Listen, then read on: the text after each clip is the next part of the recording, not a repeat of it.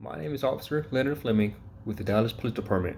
I'm here today to brief you on the details of the officer shooting that occurred on April 24, 2018 at the Home Depot on Forest Lane and US 75. On April 24, 2018, Dallas Police Officer Chris Stewart was working a part-time job at the Home Depot on Forest Lane and US 75. While working at the location, Home Depot Loss Prevention Officer Scott Painter informed Officer Stewart about a suspicious male possibly trying to shoplift. The man was later identified as Amundo Luis Juarez. Officer Stewart detained the subject and performed a subject check. A felony warrant came back. Officer Stewart then performed a pat down of the subject, and a can of mace and a knife was recovered from the suspect. However, Officer Stewart failed to locate a pistol that was in the groin area of the suspect.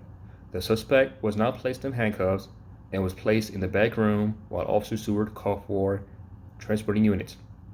Officer Virgilio Santander and Officer Crystal Almeida responded to the scene to transport. Officer Stewart then went to the responding officer's patrol car to view the warrant, while the responding officers went inside of the location to get custody of the suspect. As the responding officers were attempting to place the suspect in handcuffs, Waters removed his hands from his pocket and, with a gun in his hand, shot the officers.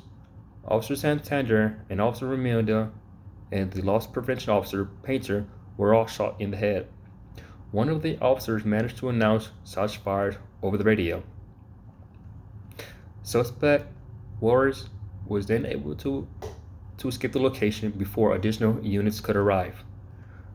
During the manhunt, multiple surrounding agencies, including the Texas State Troopers and the Texas Rangers, assisted in the investigation. The suspect vehicle was located in a southeast Dallas community, and the chase began and ending near the Oaklawn community. During the chase, several police units were involved. Officer Juarez was eventually arrested after crashing into a tree in a residential neighborhood. This tragic incident could have been avoided if the initial officer followed department policies. Officer Stewart failed to conduct a proper search of the suspect and failed to place the suspect into handcuffs during detention. During the subject check, Officer Stewart had his radio volume adjusted loud enough so that the suspect was able to hear that he had a felony warrant for his arrest. After the suspect overheard that he had a felony warrant for his arrest, the suspect was able to begin thinking of a plan to avoid jail. Part of the department policies, officers shall always conduct a Terry frisk when detaining a subject. The practice of a Terry frisk is conducted to ensure that officer and the subject are safe. Terry frisk is performed to locate any possible weapons that a subject may be carrying.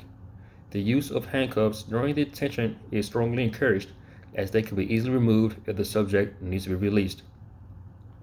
When the subject is under arrest, the suspect should always be searched and placed in handcuffs.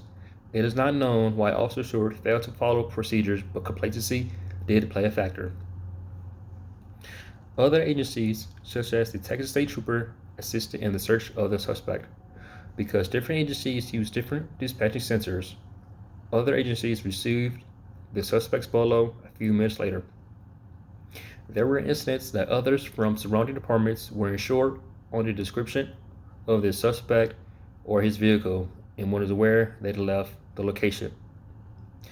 Once the bolo was sent out with an accurate description, the suspect was located later that evening. Because Dallas police led the chase, other agencies simply insisted in the event additional officers were needed, or the chase went to another jurisdiction. Because of the few outside agencies being involved, it was easy to maintain order and control of this incident. Officers have mentioned that they may lack certain equipment that could assist them in night operations. Officers thought if the suspect were to escape into a wooded area and everyone was unavailable, then the difficulty of catching the suspect will be greatly increased. Thankfully, when the officers searched the wooded area behind the Home Depot, daylight was still present and everyone was still in operation. Officer Santander succumbed to his injuries on April 25, 2018. Officer Almeida returned to duty 3 months later. Suspect Armando Luis Juarez has been charged with 5 counts, including capital murder and attempted capital murder. On January 15, 2021, suspect Juarez pleaded guilty to all counts and was sentenced to life in prison without the possibility of parole. Thank you.